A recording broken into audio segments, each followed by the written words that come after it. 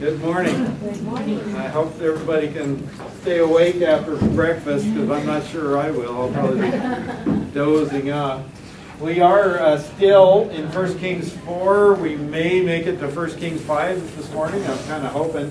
I drew my map bigger so that maybe we could do that, because we're going to need to cruise way north this morning to take in 1 Kings 5. We're going to be way out of our comfort zone, I guess, in a way, but a new place to take a look at and get a handle on it. Again, this is an interesting gathering of different information that the writer has put together, and it's when you look at this passage and you're looking at 2 Chronicles or parallel passages, but the writers both had kind of different things they were trying to convey, so they each give a little different slant on things, and what the experts tell me is that they believe is that somewhere there was some kind of a record of what went on in the kingdom that was much more extensive than what we have, and both of these writers were using that as their source.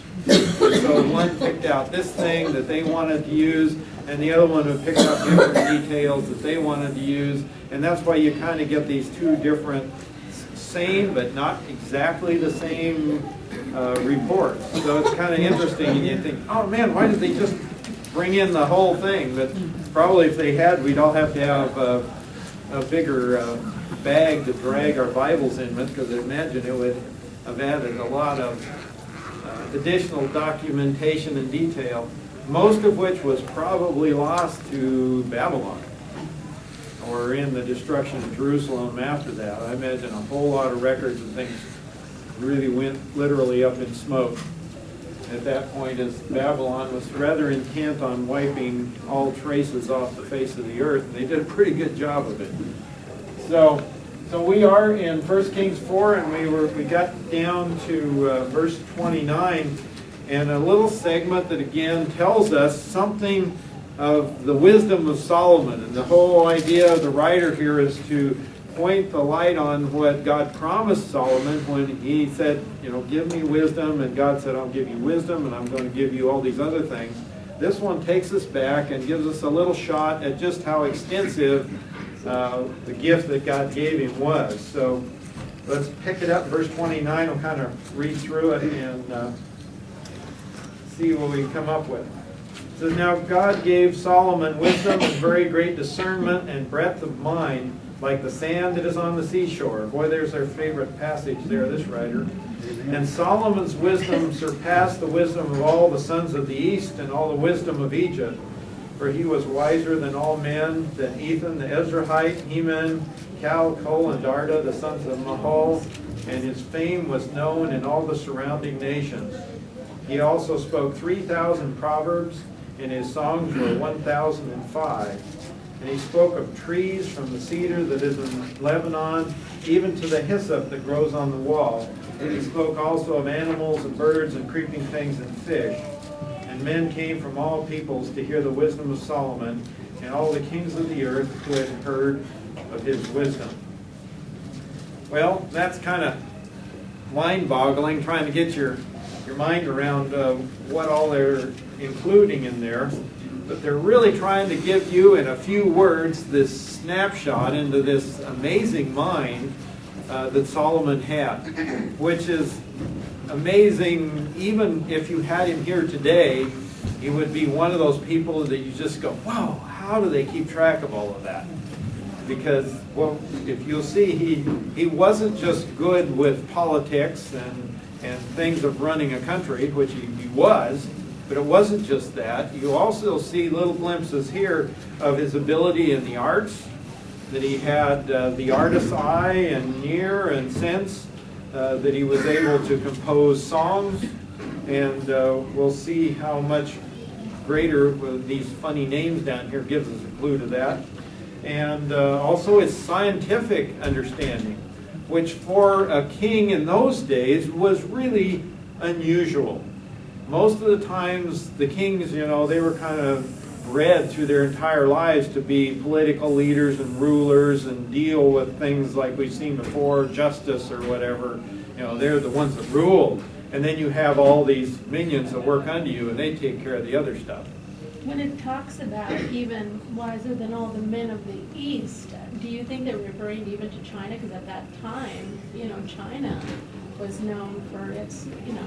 Yeah, I am not sure how far east. It depends on which commentator you listen to. Some believe that the east, they're talking about Arabia, which is this chunk of territory out here. Yeah, the world was pretty small still. Yeah, you know, communications were great, but they didn't go a whole lot past Babylon. Yeah. So it could have been, they could have been talking about the immediate east, which is Arabia. The reason I say Arabia, if you think about it, some of the great things that have been preserved over the centuries were preserved in libraries that came out of the Arabian area.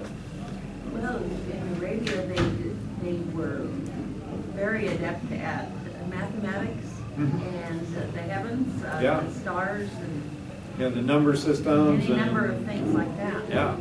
So, yeah, even things that we have today are based in what was developed in Arabia. So there's some amazing stuff came out of there. Others believe it went clear to the Tigris, Euphrates River valleys and the Chaldeans and the folks that were over there, which would later become Babylon. That part of the world was included, and whether it goes farther to India and Asia on further, I don't know. I can't remember the exact date of when the library was in Alexandria. Do you? It would have been later, I think. Later. Yeah. So Egypt is the other one that, you know, we're talking pyramids and all the amazing buildings that they did, and there's astronomy. They were no slouches either. And what it's telling us is this one guy was able to, what amazed everybody, I think, is not necessarily that he was brilliant in that he knew everything, but his ability to understand and reason and figure out. You know, you take your great scientist in Egypt's one thing, but the Pharaoh, he just, you know, he relied on his scientists and his doctors and those kind of things. He didn't know it. Here's a guy you could go and have a conversation with about the latest discoveries in medicine in Egypt, and we, oh yeah, now how does that work? And they were probably still trying to figure out the appendix, you know, but have a discussion about what does this organ do and how does that work, and so here was a king of all people that could converse in those kinds of things. So it was really an unusual situation and was noticed by those obviously around him. So there we have the East and the Egypt, and all men, and then they have these names which you struggle with. The sons of Mahal. There was only one that we see anywhere else in Scripture, and his name turns up as a person involved with the song service in the Psalms. Pardon? Eman. Yeah, he will show up, and we know that he was one of the folks that was gifted in music, that was part of the worship that happened in the temple. And the last one, but his father wasn't named Mahal. And so the commentators tell me that as they look at that Hebrew and try to evaluate it, it's not so much sons of this individual, but it may be talking about the sons of the dance or music.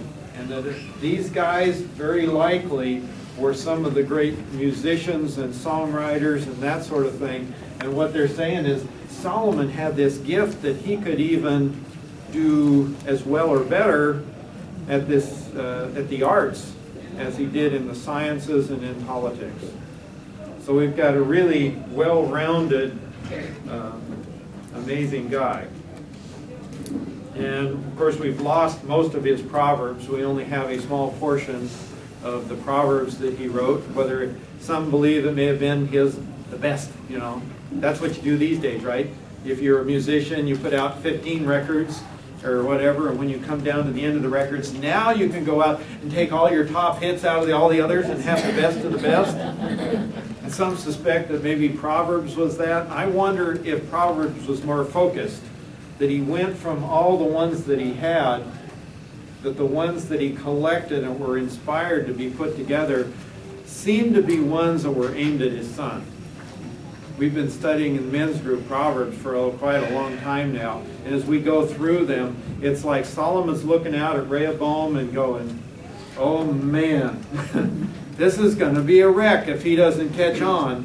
And he's trying to put things out there that maybe, possibly, hopefully Solomon or Rehoboam will listen to and gain the wisdom he needs to be the next king. So, unfortunately, Rehoboam was asleep in class that day, as we will see later. And then it says he spoke of trees, in other words, plants. And it's interesting, they give us a contrast. And one is the cedar of Lebanon, which we're going to see later. The cedar of Lebanon, I understand, was a huge tree, and there's still a few left. There's still not very many, but in fact they're trying to reforest Lebanon. They grew, 130, 40 feet tall, but they were different than the ones that we think of. They're more on the juniper side than we think of cedars, of these long, straight, tall. They started out that way, and then they would kind of branch out with these huge limbs that went out to the sides and things. A great big huge tree is the message there. And then it says the, what is it that grows on the wall? My brain just went dead. Hyssop, yeah. The hyssop that grows on the wall. Well, there's a hyssop plant that's not teeny tiny and growing on a wall, and then there is like a moss that they have in that part of the world, I understand, that has, it's like a miniature hyssop. If you took the hyssop plant that they know and you look at this, it's like it's a hyssop plant, but it's this little teeny thing, tuft that grows on the wall. And so what they're saying is the breadth of his understanding in botany goes from the great big tree that he studied and understood a lot about that, down to the stuff that nobody pays any attention to. So if he had a microscope, I suspect he would have gone even smaller.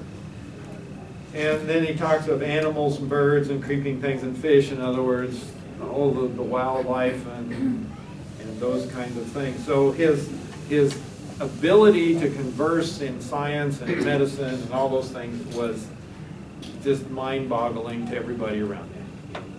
Makes you wonder, how he had time to think through all of these things and run the country and build the temple and all of this going on at the same time. Yeah, isn't that something? People talk about stress. It must have been interesting at the end of his life, and he must have wrote Ecclesiastes.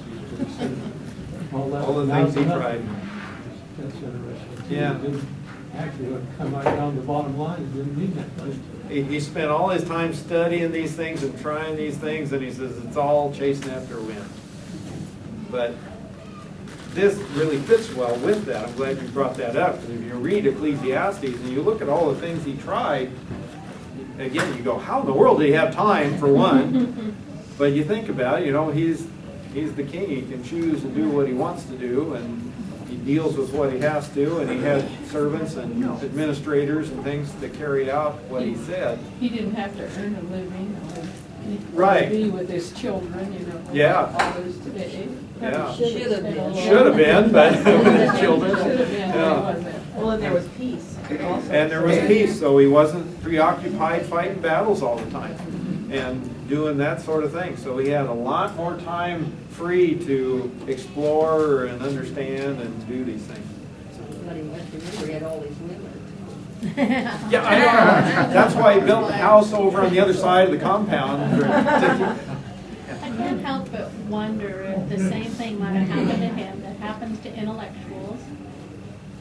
You know what I'm saying? Yeah, sure, you see that pattern. They start rationalizing, they start making excuses, and, well, everyone, that faith is personal, so my wives can, Yeah. I don't know, you just wonder It if the just kinda took intellectualism him- kind of, Lost his focus, Yeah. He may very well have got the better of it. And God gave him the ability that he wanted him to have, to understand. Do what he had to do, yeah. All of that. That's Yeah. God.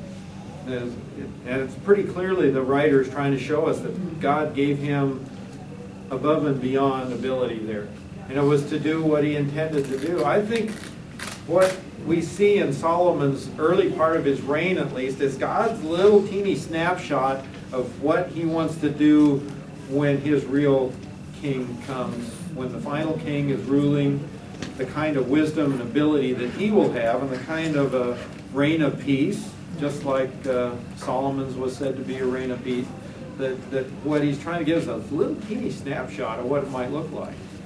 And there's a lot of problems in there, but yet just to give you a little idea of what's possible with a God-given mind. In fact, even today, science will tell you that we use very little of the brain capacity that we have. Some people are wired and able to use a little bit more. I figure I got somewhere around 5% that's effectively used. Kathy probably argue that with you. Anyway, so we all muddle along with this little teeny bit of our brain, and the scientists tell us what an incredible capacity is in that organ to process and use information, and we just never quite, many of us don't ever get that capacity that we have here. So here's a guy that used his and had a gifting, obviously. And then the last part that they want us to see here is that there was influence all around them. And remember last time we talked, I think it was last time, we talked about all the trade and things that were coming and going out of that city. It's easy to think of these little podunk towns with nobody around and nothing going on, and yet there is big time interstate commerce going on through the land here, through Jerusalem, and the word got out and men came from all over to talk to him about various things. And of course the example we'll see later is the much debated Queen of Sheba. Who was she? Where did she come from? What was their relationship? How did the word get out? There's all kinds of fascinating discussions about that. But she is but one example of all these kings that heard about this guy and said, I can't believe anybody has got that kind of handle on things. So God had them right there with the magnet to draw the whole world in and bring them right through for the purpose of displaying himself to the nations. And you can see that when you get to look at it. Oh boy, yeah, that would draw them right in.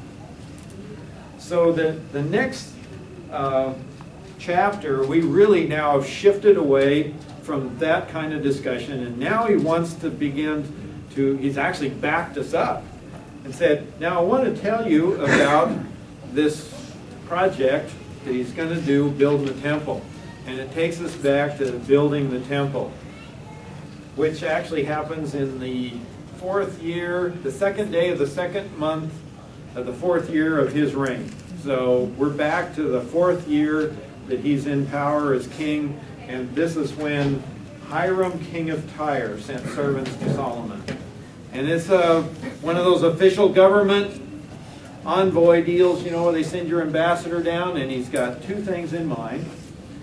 And he'd heard that they anointed him king in place of his father, and Hiram had always been a friend of David. So, Hiram, everybody knows where Tyre is, right? Tyre and Sidon are up here on the coastline, something like that. Called the Phoenicians up there, if you will, somewhat. Anyway, these folks are on up the coast in modern-day Lebanon, and those 2 coastal cities were really important cities in their day, and there's some really interesting ruins there yet, from way back all the way up through the Roman period and everything. Important port cities. He comes down and sends an envoy, comes all the way to Jerusalem and says, hooray, you're the new king of Israel. We were great friends with David. Wouldn't you like to be friends with us too? And the question is, why would he do that? With the timber. Yeah, but David, or Solomon's going to be looking for lumber. But if you've never gone and looked to see what Lebanon looks like, you need to go online. If you got a computer, go on and Google Lebanon photographs of the land or something like that. I can't remember which one I did. And go look at what Lebanon looks like. It is gorgeous country. Absolutely beautiful. It looks like the Cascade Mountains stood on edge, some of that country. rocky, hilly, mountainous, snow-covered on the upper, the far northern part is the, 10,000-foot mountain, I think is the tallest one up there. And it is beautiful, lots of trees in its day. There's still quite a few, but at one time it was heavily forested, therefore their timber business. But there's something that Lebanon doesn't have a whole ton of. Farm ground. Yes, no place to raise food. No place to grow food, so they're heavily dependent on trade. So, and the interesting thing is, up here you have lumber. That's down here in Egypt. How many forests have you ever seen on any maps or pictures of Egypt? How many trees have you ever seen in Egypt? Mostly palm trees with a pithy core that you can't build anything with. Guess what Egypt was really interested in a lot? Trade with these guys up here was a big deal. How far are we looking at between those two? Oh man, you Is would it ask me hundreds that. of miles, or No, yes. 20 It's, miles, or 1,000 miles, or? How many miles I don't know. every inch? Does anybody have a? Anybody got a? I do, it looks like it's about 200 miles. About 200 miles? Okay. I was going to say a few hundred. It's not huge like we think of huge in this country, but in those days, that would have been a long ways. And of course, when you go to National Geographic television specials and all that sort of thing, and they go in the Mediterranean, what are they finding all up and down here? Wrecked ships. Wrecked ships, and they're all carrying cargoes of wine and olives and gold and silver and other stuff.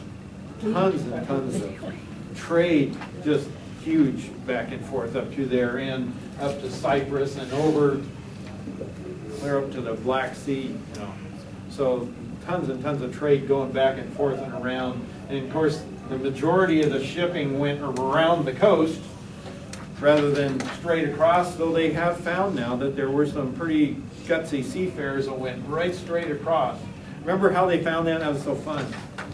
They were shipping wine from down here in Egypt, and they were shipping it up, I don't know, Italy or someplace up there, and nobody believed that they went straight across like that. And they somehow, these guys, no extra charge for this, they followed in the ships carrying wine. One of the things was you have to supply the people running the boat, right? So they could uncork a few on the way in order to keep themselves afloat, if you will. What do you do with the empties? Yeah, somebody back there is going, alongside the road. And guess what they were able to do? Track the stray amphora across the Mediterranean. Empty bottles. Isn't that fun? People haven't changed much in a few zillion years, have they? I saw that and I went, who would have thought?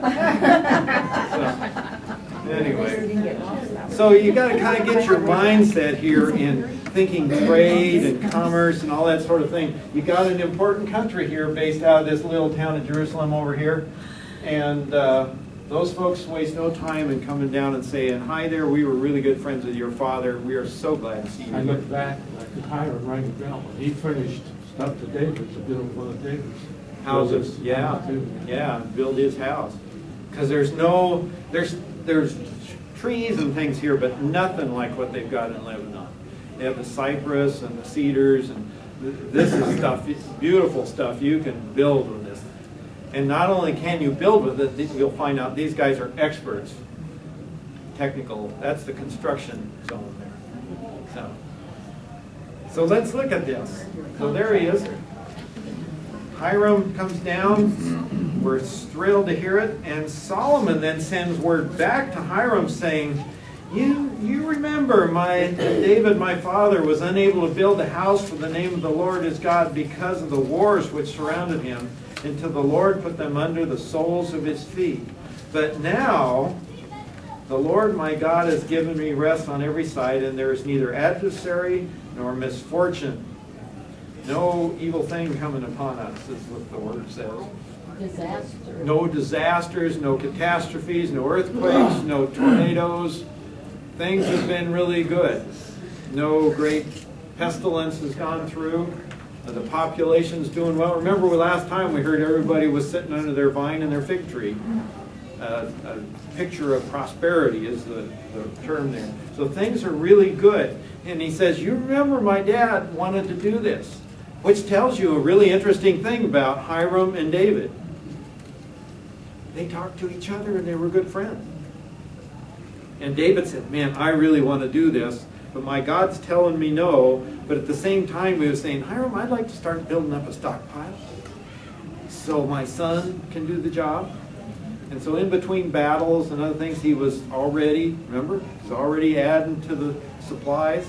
And I bet he'd been talking to Hiram about, and I imagine part of Hiram's coming might have been, is this going to keep happening, or is this kid going to be an idiot? You know, is he going to have a weenie roast with all that lumber I brought him, or is he going to build something? So he probably was wondering. So he hears this and he says, you remember that, and I'll get my eyeball in it. Behold, I intend to build a house for the name of the Lord my God, there in verse 5. As the Lord spoke to David my father, saying, your son, whom I will set on your throne in your place, he will build the house for my name. Now therefore, command that they cut for me cedars from Lebanon, and my servants will be with your servants, and I will give you wages for your servants according to all that you say, for you know that there is no one among us who knows how to cut timber like the Sidonians. Boy, did your little ears perk up when he said that? He knew how to do it. For one, he knew them.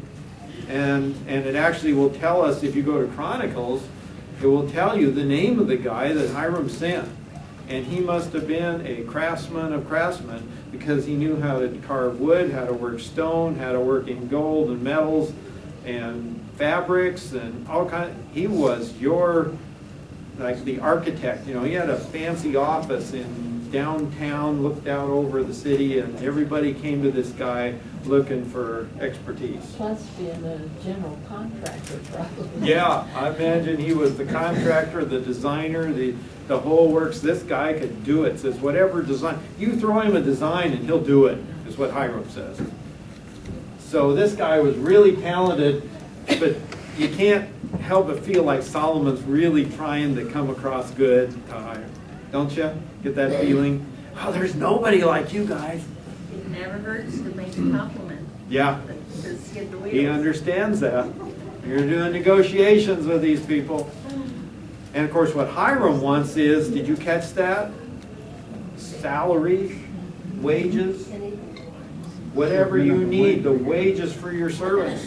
Well, the wages are something like 20,000 cores of grain. Remember the cores? Oh man. 8 to 10. Yeah, 8 to 10 bushel, and you figured out what he's asking for is somewhere around 150,000 bushel of grain to feed all the workers. Plus, on the side, he's also going to provide grain for the household for Hiram. So there's some more grain in there. So he says, I'll provide for all your workers. So here, this trade's getting going. Well, the men knew how to cut trees because the other countries didn't have them. And they were expert at doing it. Pretty obvious that you're not going to go down to Egypt and look for a logger. Yeah. They might make papyrus and be as close as they get. The interesting thing is David says, or Solomon said, I'll send a bunch of guys up there to help you. It says, therefore command that they cut me cedars, and my servants will be with your servants. I'm going to send my crew up. You guys are the bosses, and we're going to provide the labor to get those things out. Now you got to think about what they're going to tackle here, and he'll mention how he's going to do it. In fact, let's read it so you get it from them. And it came about, verse 7, when Hiram heard the words of Solomon, he rejoiced greatly and said, blessed be the Lord today, who has given to David a wise son over this great people. Did you hear a little bit of schmooze coming down? Just a little bit. And all the commentators say as much as we'd like to think maybe Hiram was a believer, that they really aren't totally convinced by this, that he isn't just saying, you know, your God's great and wonderful, just like our God is great and wonderful. So there's no solid evidence there that he is a believer, but it's possible too, that David or Solomon had a positive witness to him. But he's really happy. And Hiram sent word to Solomon saying, I have heard the message which you sent me, and I will do what you desire concerning the cedar and cypress timber. My servants, now listen to this, will bring them down from Lebanon to the sea, and I will make them into rafts to go by sea to the place where you direct me, and I will have them broken up there, and you shall carry them away. Then you shall accomplish my desire by giving food to my household. So, this boggles, I mean, they worry about how you wrestle these big stones and stuff like that, how they handled those. But this is something even today would be a major task. You're coming from, and they're not certain exactly where. It may have been out in this area, or it could have been from much further north. The remaining stands of this cedar of Lebanon that are there are way up in the very north end. And they wanted to reestablish them down here. Unfortunately, they ran into some political problems with the powers that be down there that are causing trouble, and they wouldn't allow them to do it. So politically, they couldn't do it, so they're working up north to reestablish them, but they think that it may have come from here. But you've got to look at the pictures, folks, to see. They got some gorgeous waterfalls. It looks like the Columbia River, you know, that sheer drop with the water coming how many bazillion feet down over the edge. So you've got these steep, steep valleys that are forested, or were, and they've got to get those logs felled and somehow hauled, skidded, whatever, down to one of the ports here where they're built into big log rafts. And then you've got to somehow put a sail to them or something, because you don't have tugboats.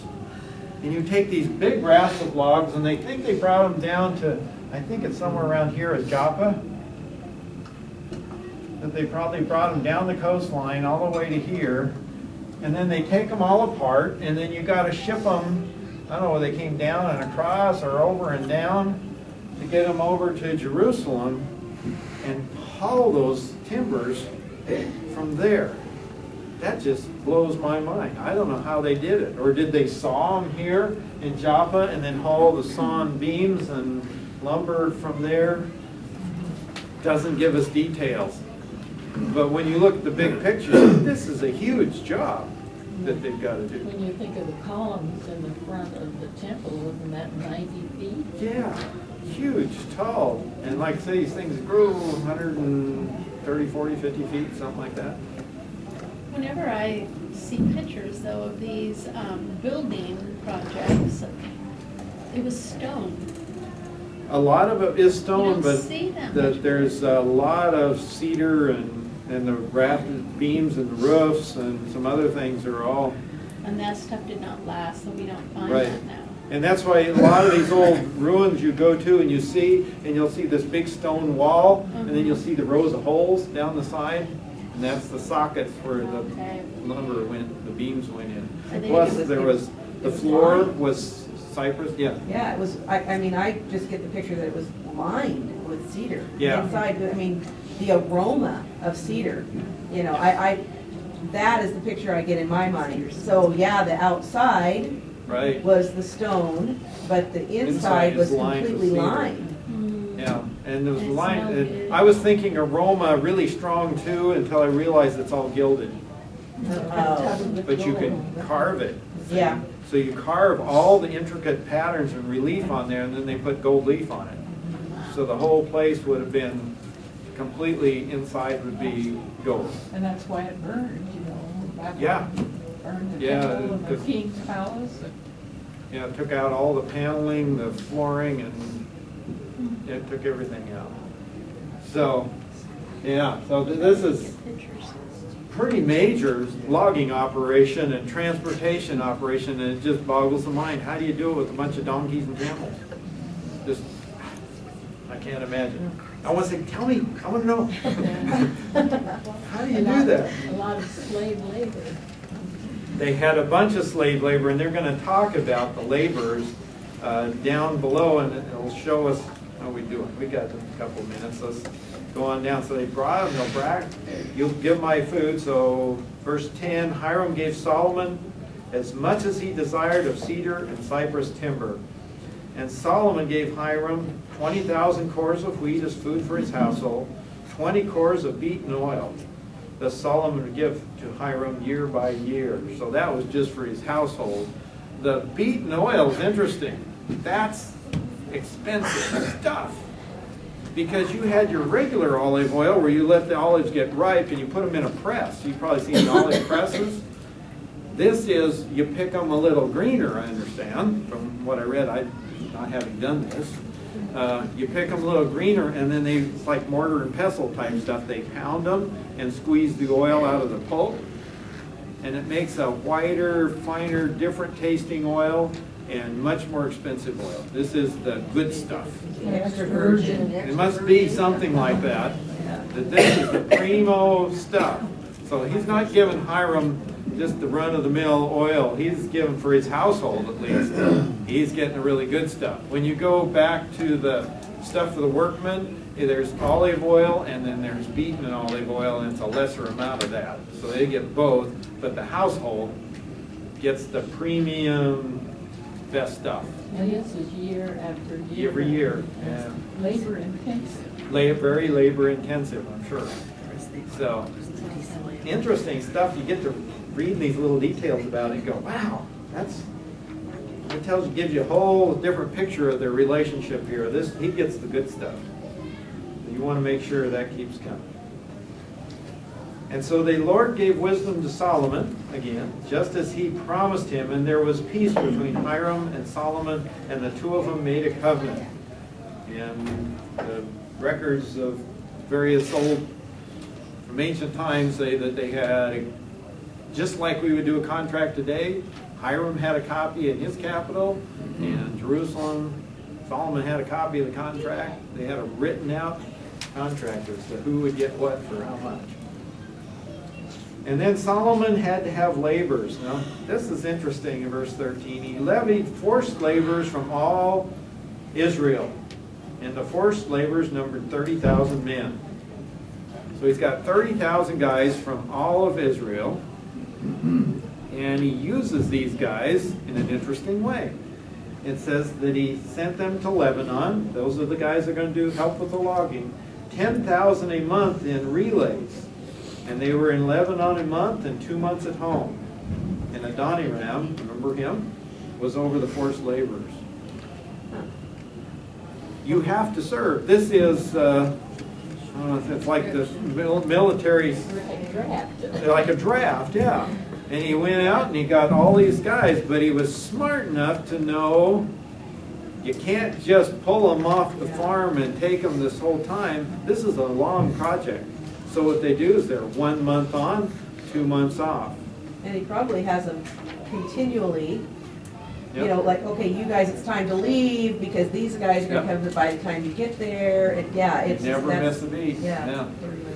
And it does a couple things. One, what happens at home if you pull 30,000 guys just out of your population? Your food production goes, can't have that. You've got to keep your agriculture and everything going that these people are doing. And the other thing is, how would your family feel if you just got sucked away forever until this project was done? Well, that wouldn't go over very well with the rest of the nation, would it? So you keep the peace by saying, you have to go, there's no choice, but we're going to send you back. Like I can do anything for a month. Yeah, you can hang in there for a month, and then I'm going to be back home. However, it still caused ripples, because you remember with Rehoboam, what did Jeroboam come down and tell him? Your father really taxed us and used us hard, and we're asking you to back off a little bit, and then we'll serve you. And Rehoboam went, my little finger is bigger than my father's waist. Remember that? So he didn't catch it, and they all went, we've had enough. We're not serving this guy anymore. So it was wise, but it did take a toll as they went on. And then you have 70,000 transporters and 80,000 hewers of stone in the mountains, besides Solomon's 3,300 chief deputies who were over the project and who ruled over the people who were doing the work. Wow. And these folks came from where? Well, it doesn't tell us here, but these are the guys that were there to start with, that they did enslave the former dwellers of the land, remember?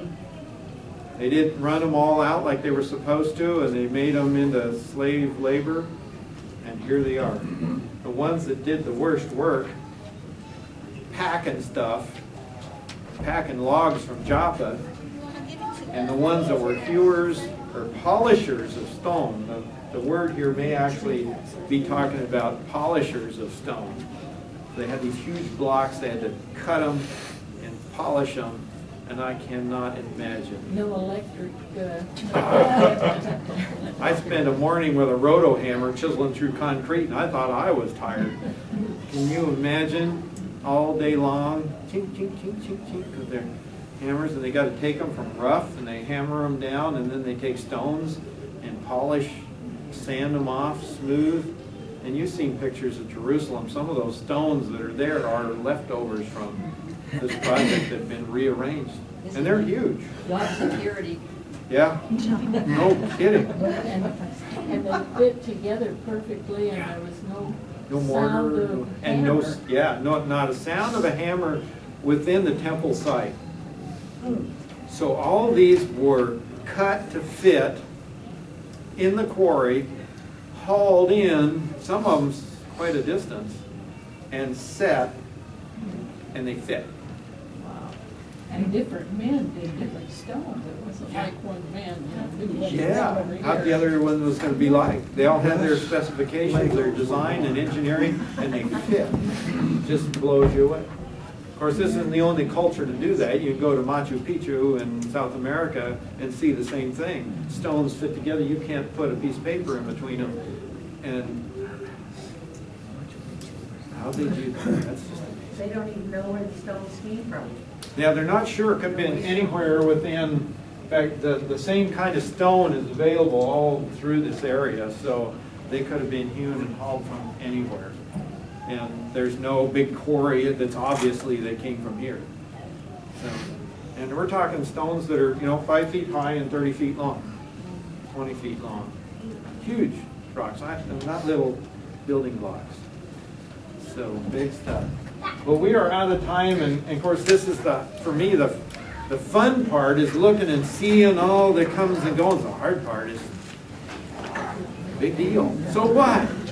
And I think the so what here is kind of we're focused in, and we're going to have to follow the focus, then we have to back off and see the bigger picture. And you see what God is doing with this guy Solomon and what he's trying to show his people about the wisdom he gave him. They're trying to show himself to his people. And of course, what he is going to do with this temple is God's presence is going to dwell between the cherubim there. And there's, of course, God himself. You can't put him in a little holy place. But it represents his faithfulness and his being there with his people within the nation of Israel. God is interested in details, and the details of that, but also the details of our lives. Right, exactly.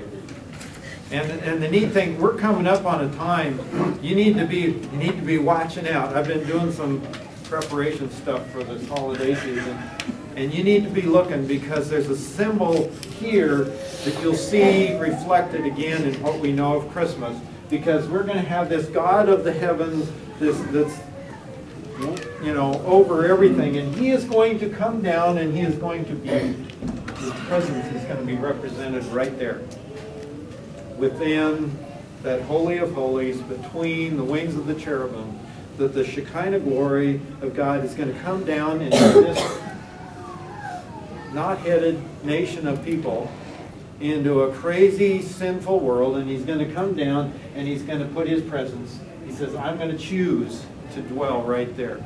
I didn't come down because you're better than anybody else. I didn't come down for any reason other than I chose you in grace, and I'm going to come down and I'm going to plant my presence right here. And as you look at Christmas, you tell me, as you think about this at home, if you don't see any parallels that happen at Christmas time. Let's close. Father, we thank you for our time together this morning and for some of this really fascinating stuff to contemplate, the history, just the mechanics of how they did these things, trying to get our mind around the amount of trade and commerce and comings and goings of people that would have happened so many thousands of years ago. And yet we're people just like us, carrying out their daily lives and business. And at the same time, you faithfully kept your word through them. And you recorded here this little glimpse of life and your dealings with this one man, Solomon, and with the nation of Israel. And we know it's for the purpose of revealing your heart and yourself to us.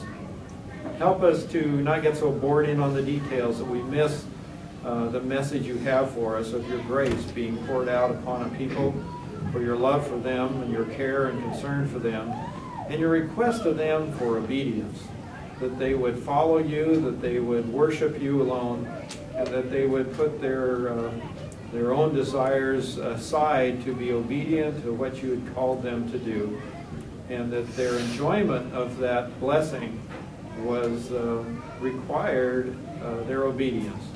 And Father, how easy it is for sinful man to have his old nature get in the way of enjoying the fellowship of their God.